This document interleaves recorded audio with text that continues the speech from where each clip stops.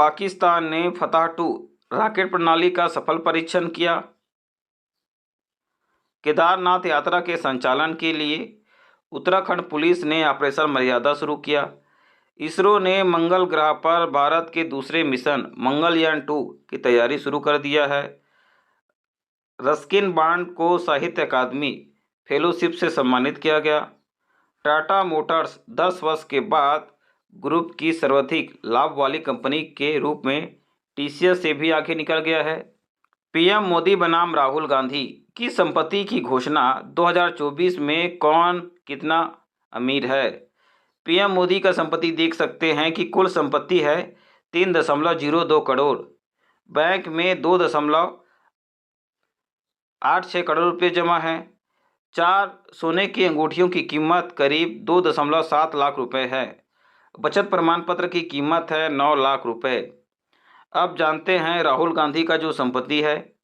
कुल संपत्ति है 20.34 करोड़, शेयर बाजार में निवेश है 4.3 करोड़, म्यूचुअल फंड में जमा है 3.81 करोड़, 15.21 लाख रुपए के गोल्ड बॉन्ड हैं। एक बैंक के खाता में 26.25 लाख रुपए जमा हैं।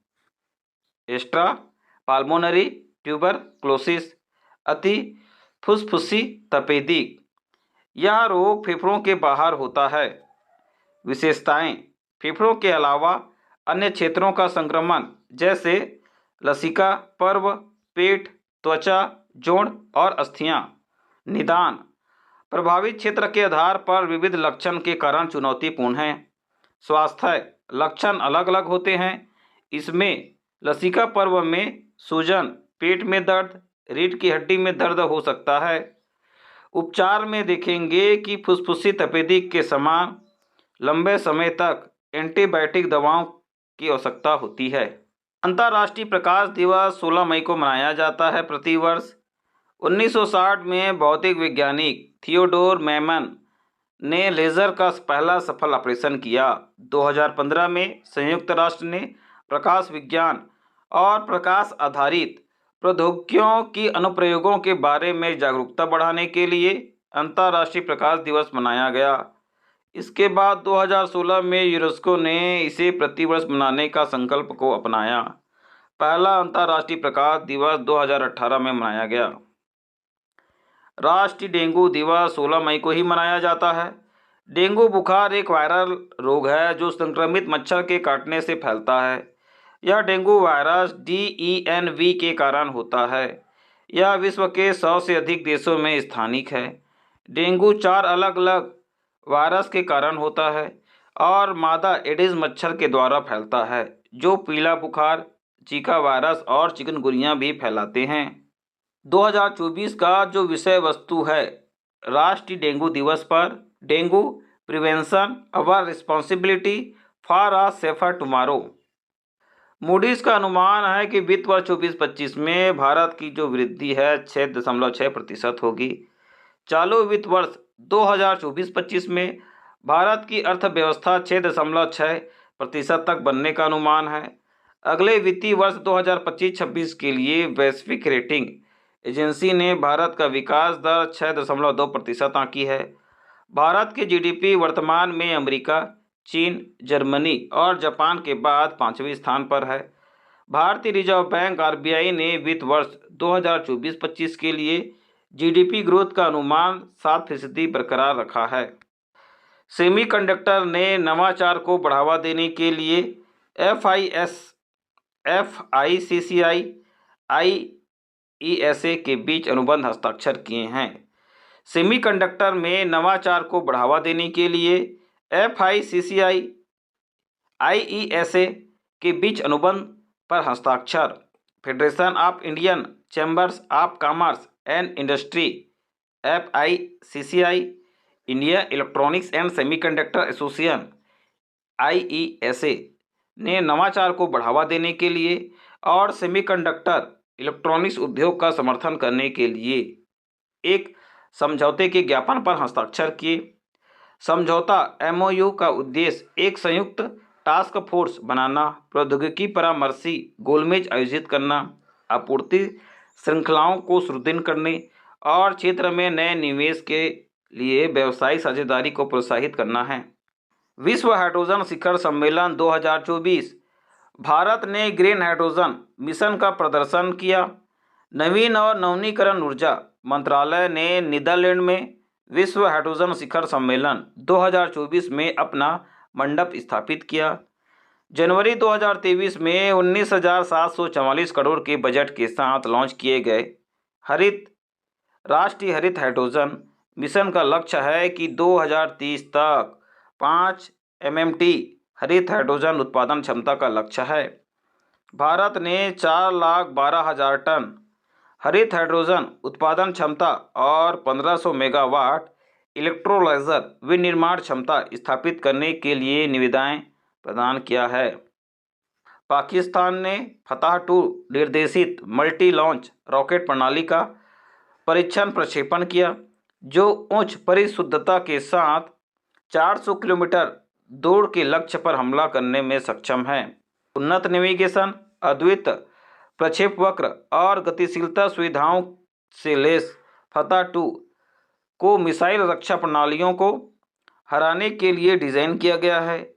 इसे पाकिस्तान के आर्टिलरी डिवीज़नों में शामिल किया जा रहा है। राष्ट्रपति है आसिफ जरदारी, प्रधानमंत्री है शहबाज शरीफ। पश्चिमी घाट में 140 वर्षों के बाद पुनः दुर्लभ वृक्ष प्रजातियां खोजी गई। उनियाला मल्टीब्रैक्टिटा को पश्चिमी घाट की वागामॉन पहाड़ियों में फिर से खोजा गया। यह एक दुर्लभ वृक्ष प्रजाति है जिसे 140 वर्षों से नहीं देखी गई थी। स्थानीय रूप से इसे कट्टुपुमक्कू रुलिना के नाम से जाना जाता है। यह पेड़ अक्टूबर से जनवरी तक कपास के बाल और फूल खिलता है, जो 1200 मीटर की ऊंचाई पर सदाबहार जंगलों और चट्टानी घास के मैदानों में पनपता है। यह जीनस उनियाला से संबंधित है, जिसका नाम टैक्सोनोमिस्ट बीपी उनियाल के नाम पर रखा गया है। रस्किन बॉन्ड को साहित्य अकादमी फेलोशिप से सम्मानित किया गया। प्रख्यात अंग्रेजी लेखक रस्किन बॉन्ड को साहित्य अकादमी फेलोशिप से सम्मानित किया गया।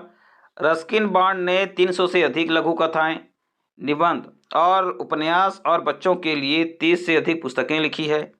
पुरस्कार में देखेंगे कि साहित्य अकादमी पुरस्कार 1992, साहित्य अकादमी का बाल साहित्य पुरस्कार 2012, पद्मश्री 1999 और पद्म भूषण 2019। उनकी उल्लेखनीय कृतियाँ vagrant in the valley, anti river, too much trouble. भारतीय वायुसेना ने एयर ड्रॉप के लिए भीष्म पोर्टेबल अस्पताल का परीक्षण किया। भारतीय वायुसेना ने एयर ड्रॉप के लिए भीष्म पोर्टेबल अस्पताल का परीक्षण किया। भारतीय वायुसेना ने आपातकालीन एयर ड्रॉप के लिए भीष्म पोर्टेबल क्यूब्स का परीक्षण किया, जो कि प्रोजेक्ट भीष्म का हिस्सा है, जिसका उद्देश्य 200 हताहतों के लिए त्वरित प्रतिक्रिया देना है। ये क्यूब्स मजबूत, जलरोधक और हल्के हैं, जिन्हें विभिन्न विन्यासों के लिए डिज़ाइन किया गया है, जो उन्हें विभिन्न आपातकालीन परिदृश्यों के लिए आदर्श बनाते हैं। पूरी इकाई में 72 परिवहनी घटक शामिल हैं, जिन्हें आसानी से हाथ, साइकिल या ड्रोन के द्वारा ले जाया जा सकता है। इसरो ने मंगल ग्रह पर भारत के दूसरे मिशन मंगलयान 2 की तैयारी शुरू कर दी। नियंत्रित सटीक लैंडिंग के लिए इसरो एक स्काई क्रेन और मंगल ग्रह के लिए पतले वातावरण में उड़ान भरने के लिए एक हेलीकॉप्टर का उपयोग करने की योजना बना रहा है। इसरो मिशन के हिस्से के रूप में एक रोवर भी विकसित कर रहा है। इसरो एक रिले संचार उपग्रह तैनात करने की योजना बना रहा है, जो मंगल और पृथ्वी के बीच एक पुल के रूप में कार्य करेगा। अमेरिका और चीन के बाद भारत मंगल ग्रह पर सफलतापूर्वक अंतरिक्ष में उतरने वाला विश्व का तीसरा देश बन जाएगा। केंद्र सरकार ने पूरे राजमार्ग नेटवर्क की GIS मैपिंग करेगा। इस मानक संचालन प्रक्रिया SOP का मुख्य उद्देश्य MORTH के अंतर्गत भारत की सभी राष्ट्रीय राजमार्गों के लिए GIS आधारित डेटा संग्रहण की सुव्यवस्थित करना, गांधीनगर में भास्कराचार्य राष्ट्रीय अंतरिक्ष अनुप्रयोग और भू सूचना विज्ञान संस्थान ने NH के बड़े हिस्सों के लिए GIS मैपिंग की है। GIS एजेंसी को भविष्य के लिए लचीली बुनियादी ढांचे निर्माण के लिए उपकरण प्रदान करना है। केदारनाथ यात्रा के संचालन के लिए पुलिस के द्वारा ऑपरेशन मर्यादा की शुरुआत किया गया। केदारनाथ 2024 के दौरान मर्यादा सुनिश्चित करने, नशीली दवाओं के उपयोग और उपद्रवी व्यवहार को लक्षित करने के लिए उत्तराखंड पुलिस के द्वारा रुद्रप्रयाग में ऑपरेशन मर्यादा शुरू किया गया। तीर्थयात्रियों से तीर्थ स्थलों की पवित्रता का सम्मान करने का आग्रह किया। पुलिस उल्लंघन करने वाले के खिलाफ चालान काट रही है और मामलों को दर्ज कर रही है। यह देवभूमि उत्तराखंड की गरिमा को बनाए रखने, तीर्थयात्रियों के लिए एक सुरक्षित, सम्मानजनक वातावरण सुनिश्चित करने की पहल का एक हिस्सा है। टाटा मोटर्स ने 10 वर्ष बाद ग्रुप की सर्वाधिक लाभ वाली कंपनी के रूप में TCS से आगे निकल चुका है। Tata Motors Q4 financial year 2024 के लिए 17,483 करोड़ रुपये का समेकित निवल लाभ दर्ज किया, जो कि TCS की 12,434 करोड़ की सांकेतिक निवल कमाई से अधिक है। 2023-24 में TCS समेकित समयोजित निवल 2023 में TCS का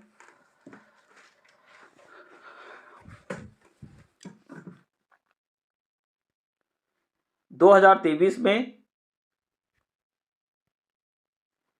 2023-24 में TCS का समेकित समायोजित निवल लाभ 46,625 करोड़ रहा, जबकि टाटा मोटर्स समायोजित शुद्ध लाभ 32,078 करोड़ रहा। टाटा समूह की स्थापना है 1868 में, मतलब 156 वर्ष पहले हुआ था। संस्थापक थे जमशेद टाटा। मुख्यालय है बॉम्बे हाउस, मुंबई, महाराष्ट्र, भारत में। कैंसर के लगभग आधे मामले मोटापे के कारण हैं। एक अध्ययन में खुलासा किया गया 40 वर्ष से अधिक 4.1 मिलियन प्रतिभागियों के साथ स्वीडन विश्वविद्यालय के व्यापक अध्ययन में कैंसर के 40% मामले मोटापे से जुड़े हुए थे, जिसमें अतिरिक्त वजन से जुड़े 32 प्रकार के कैंसर की पहचान किया गया। पिछले अध्ययनों में 13 प्रकार का प्रकाश डाला गया, लेकिन पिछले अध्ययनों में 13 प्रकारों पर प्रकाश डाला गया, लेकिन यह शोध कैंसर के खतरों पर मोटापे के व्यापक प्रभाव को जोर देता है। प्रोफेसर जेसन हेल्फोर्ड यूरोपीय association for the study of obesity EASO के अध्यक्ष हैं। इस प्रकार से आज का हमारा करंट अफेयर हो चुका है कंप्लीट। जल्द मिलूंगा मैं नए अपडेट के साथ। तो आप स्वस्थ रहें, मस्त रहें, पढ़ते रहें।